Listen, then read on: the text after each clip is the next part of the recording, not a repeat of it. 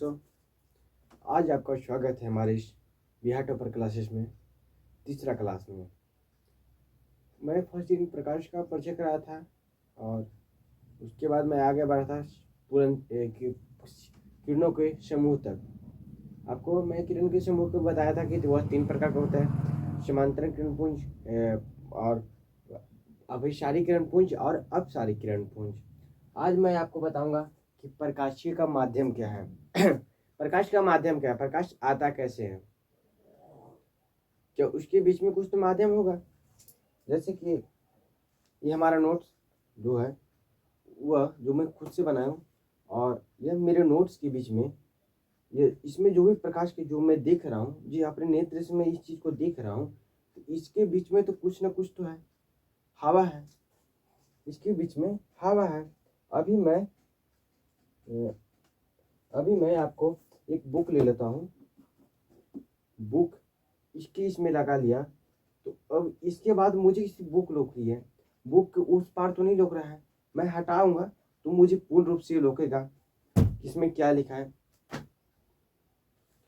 उसी प्रकार बोलता है कि स्वागत। पहले तो आपका आज फिजिक्स का दूसरा क्लास होने वाला है और पहले आप अपने दोस्तों को इस क्लास को जरूर से एक शेयर आप अपने व्हाट्सएप ग्रुप एवं अपने स्टेटस में लगा दें।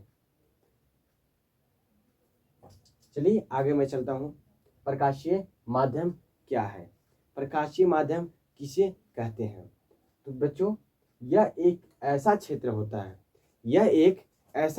होता है जहाँ से प्रकाश निकलकर हमारे नेत्र तक पहुँचती है। जहाँ एक ऐसा क्षेत्र होता है जहाँ से हमारा प्रकाश हमारे नेत्र तक पहुँचता है, वहाँ से प्रकाश निकलकर हमारे नेत्रों तक पहुँचती है और प्रकाशीय, उसी को हम प्रकाशीय माध्यम कहते हैं। जैसे हवा, पानी, कांच, अल्कोहल, हीरा इत्यादि। फिर उसके बाद आता है दोस्तों, प्रकाशीय माध्यम कितने प्रकार के होते हैं। पूछता है क्वेश्चन एग्जाम में कि प्रकाशीय माध्यम कितने प्रकार के होते हैं। 10th क्लास में प्रकाशीय माध्यम के कोई डिफिनेशन नहीं पूछा जाता है, लेकिन आप लोग ध्यान में रखिएगा। और लेकिन पूछता है कि प्रकाशीय माध्यम कितने प्रकार के, ये बहुत जरूरी है, ये याद रखिएगा क्योंकि ये पूछता है। प्रकाशीय माध्यम, पहला समांगी माध्यम, दूसरा विषमांगी माध्यम। पहला जो समांगी माध्यम आता है, यह एक ऐसा माध्यम है जिसके प्रत्येक भाग का गुण और बनावट एक समान रूप से होती है।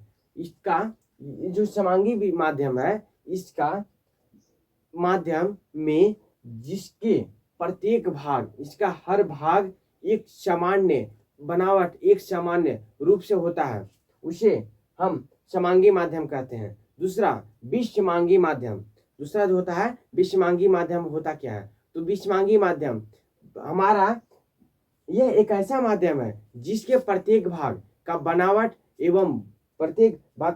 एवं गुण इसका सामान्य नहीं होता है, यह सामान्य रूप से नहीं होता है, उसे ही विषमांगी माध्यम कहलाता है, यह विषमांगी माध्यम कहते हैं।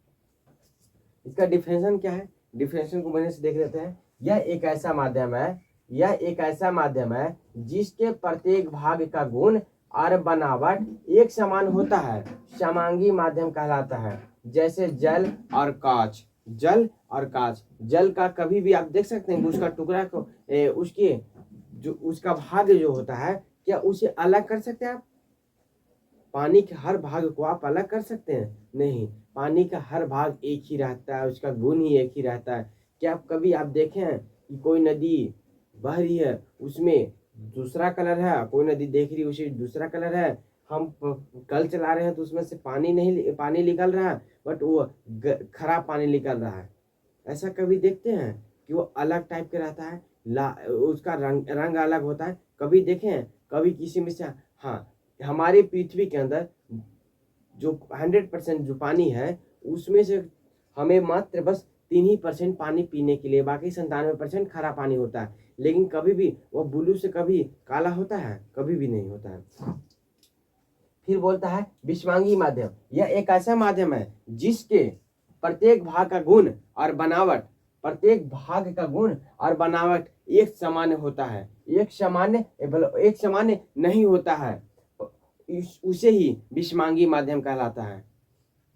प्रकाश के गमन के आधार पर, प्रकाश के गमन के आधार पर वह कितने प्रकार के होते हैं। क्वेश्चन पूछता है कि प्रकाश के गमन के आधार पर, प्रकाश जब गमन करती है अपने, वह किरणों की जो गमन करती है, तो उसके आधार पर वह कितने प्रकार के होता है।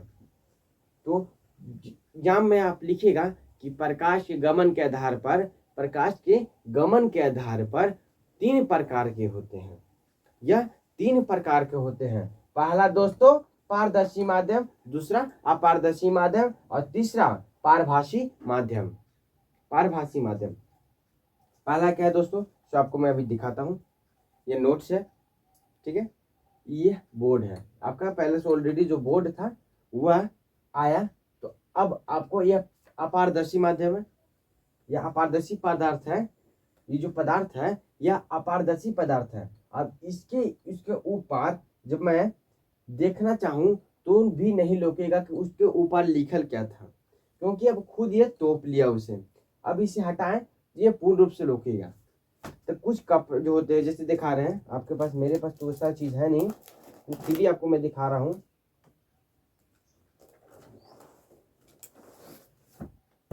ये हमारे पास कॉपी है, ठीक है। ये जब मैं नया लिया था तो इसका पूर्ण रूप से बढ़िया से क्लीन था, ये लोकता था, लेकिन अब पुराना हो गया तो नहीं लोक रहा है। यह देखिए, यह एक पारदर्शी पदार्थ है। ये जो पदार्थ है पारदर्शी पदार्थ है, क्योंकि इस पार से उस पार हमें पदार्थ, इस पार से उस पार हमें लोक रहा है, हमें बोर्ड लोक रहा है। फिर वही इससे तोप देते हैं तो यह नहीं लोकेगा, क्योंकि यह पारदर्शी पदार्थ है। फिर उसके बाद आता है, इसमें भी है, हाँ इसमें अभी आपको लोक रहा होगा, ऐसा तो लोक रहा है, लेकिन फिर भी तेल लगा हुआ कागज को आप ले लीजिए। तेल लगा हुआ कागज से ई पार से ऊपर थोड़ा थोड़ा लोकता है, तो उसी को कहते हैं पारदर्शी पदार्थ है क्या। एग्जाम में पूछेगा कि, ऐसे पूछता तो नहीं लेकिन फिर भी याद रखिएगा, पारदर्शी पदार्थ है क्या। तो आपको जवाब देना होगा वैसा पदार्थ जिससे हम इस पार से उस पार आसानी से देख पाए, तो उसे ही पारदर्शी पदार्थ कहते हैं। फिर अपारदर्शी पदार्थ, वैसा पदार्थ जो हम एक वस्तु को देखने के लिए हम इस पार से उस पार नहीं देख सकते हैं, उसे ही अपारदर्शी पदार्थ कहते हैं। पारभासी पदार्थ, वैसा पदार्थ जो इस पार से उस पार देखने में थोड़ा धुंधला धुंधला टाइप की दर्शन हो, धुंधला धुंधला टाइप की लोकता, जैसे तेल लगा हुआ कागज, हम कागज को देखें तो इस पार से ऊपर देखने में थोड़ा लोकता नहीं, आराम से पूर्ण रूप से नहीं लोकता है, तो उसे ही पारभासी पदार्थ कहते हैं। बोल रहे अभी मैंने आपको बताया कि पारदर्शी, अपारदर्शी और पारभासी का डिफरेंशियल मैंने समझाया, और अब डिफरेंशियल क्या कहता है जो मैंने समझाया, उसे डिफरेंशियल में आपको लिखिएगा कैसे, आपको उसको परिभाषित कैसे करिएगा, लिखिएगा कैसे। तो इस प्रकार लिखिएगा कि पारदर्शी पदार्थ, वैसा पारदर्शी पदार्थ, वैसा पदार्थ जिनसे प्रकाश की किरणें पूर्णतः पार कर जाती है, पारदर्शी पदार्थ कहलाते हैं। जैसे कांच, पानी, हवा, जैसे कांच, पानी, हवा। अपारदर्शी पदार्थ, ऐसा पदार्थ जिनसे प्रकाश की किरणें बाहर नहीं निकल पाती है, वैसा पदार्थ जिनसे प्रकाश की किरणें बाहर नहीं निकल पाती है, उसे अपारदर्शी पदार्थ कहते हैं। और पारभासी पदार्थ, वैसा पदार्थ जिनसे प्रकाश की किरणें अंशतः मतलब थोड़ा मोड़ा बाहर निकल पाती है, उसे पारभासी पदार्थ कहते हैं। पारभासी पदार्थ कहते हैं। जैसे तेल लगा हुआ कांच, अभी आपको मैंने बताया उदाहरण लेकर कि तेल लगा हुआ कागज को ले लेते हैं, फिर घिसा हुआ कांच को आप ले लीजिएगा तो भी वैसा ही लोकेगा। अब आता है छाया।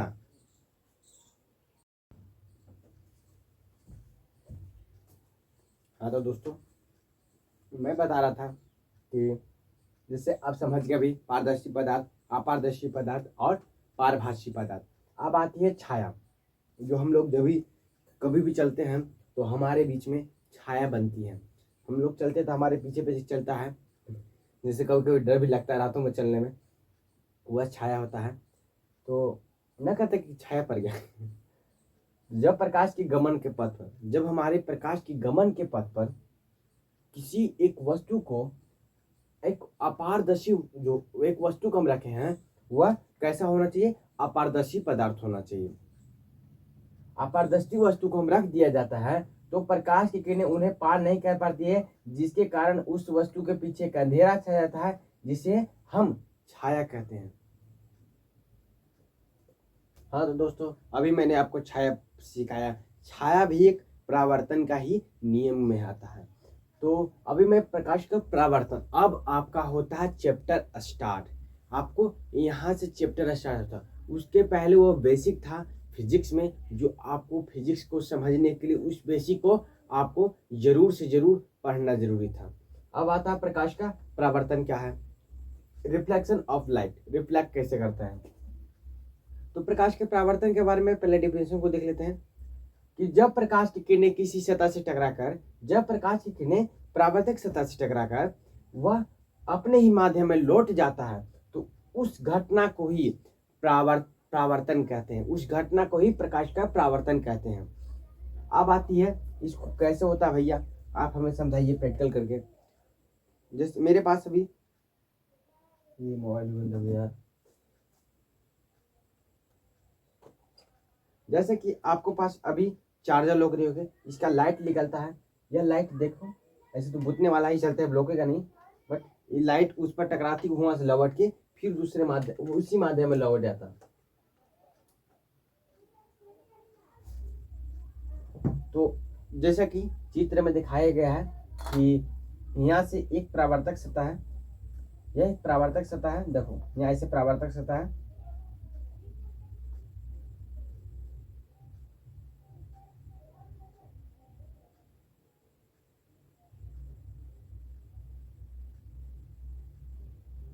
यह परावर्तक सतह है।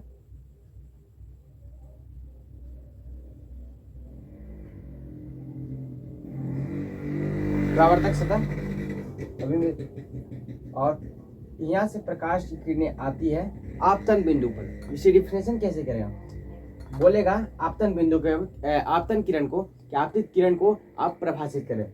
तो जब प्रकाश की किरणें आपतन बिंदु की ओर आता है तो उसे आपतित किरण कहते हैं। फिर उसके बाद बोलेगा जब प्रकाश के परावर्तन को डिफरेंशिएट करता था, जब प्रकाश की किरणें किसी परावर्तक सतह पर, मतलब परावर्तक सतह पर या कोई भी सामान को परावर्तक सतह मान लेते हैं, जैसे ये नोट्स है, नोट्स की ओर हमारा प्रकाश की किरणें आ रही है, फिर यहाँ से आने के बाद उसी माध्यम में लौट जाता है, उसी माध्यम में रिफ्लेक्ट कर जाता है, तो वह उसी को तो परावर्तन कहते हैं।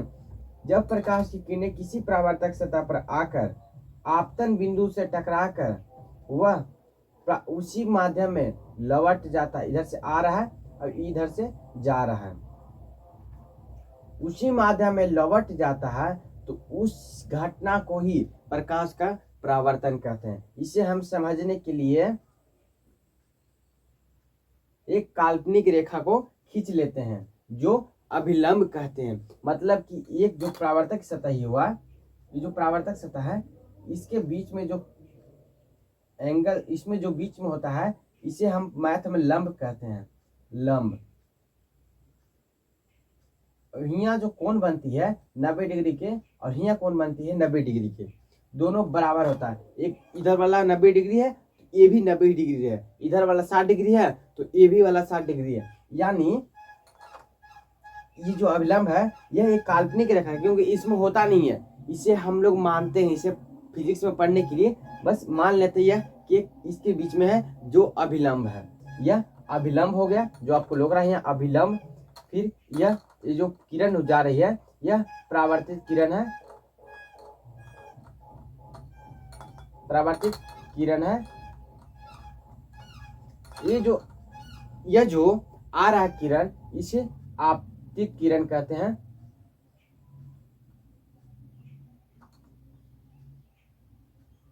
आपतित किरण, और इसके बीच में यह दोनों जो किरण है इसके बीच में हम अभिलंब डाले हैं, तो इसमें जो कोण बनता है यहाँ, इसे आपतन कोण कहते हैं। यानी इसे हम इसको देखने के लिए आई से डिनोट करते हैं, और यह कोण को आर से डिनोट करते हैं, मतलब रिफ्लेक्शन, रिफ्लेक्टेड, यानी बोलते हैं आपतित किरण और परावर्तित किरण। यह हुआ, यह परावर्तक सतह है। यह जो बिंदु पर होता है, अब कहता है यहाँ पर कि आपतित किरण है क्या, तो आप बोलेगा क्वेश्चन में कि आपतन कोण है क्या, तो जवाब देना होगा कि जब प्रकाश की किरणें परावर्तक सतह से, और जब आपतित किरण और अभिलंब के जो बीच में जो कोण बनता है उस कोण को आपतन कोण कहते हैं। और परावर्तन कोण क्या है, तो बोलना अभिलंब और या परावर्तित किरण और अभिलंब के बीच में जो कोण बनता है उसे परावर्तन कोण कहते हैं। इसे हम आपतन कोण को कोण आई से करते हैं डिनोट, और परावर्तन कोण को कोण आर से करते हैं डिनोट, ठीक है। और यह परावर्तक सतह हो गया, यह कोण आई हो गया, कोण आर हो गया, या आपतित किरण हो गया, परावर्तित किरण हो गया, या अभिलंब हो गया, ठीक है दोस्तों। अब आती है इसमें आगे कि भाई भैया परावर्तन का कितने नियम होता है, तो प्यारे दोस्तों परावर्तन का 2 नियम होता है।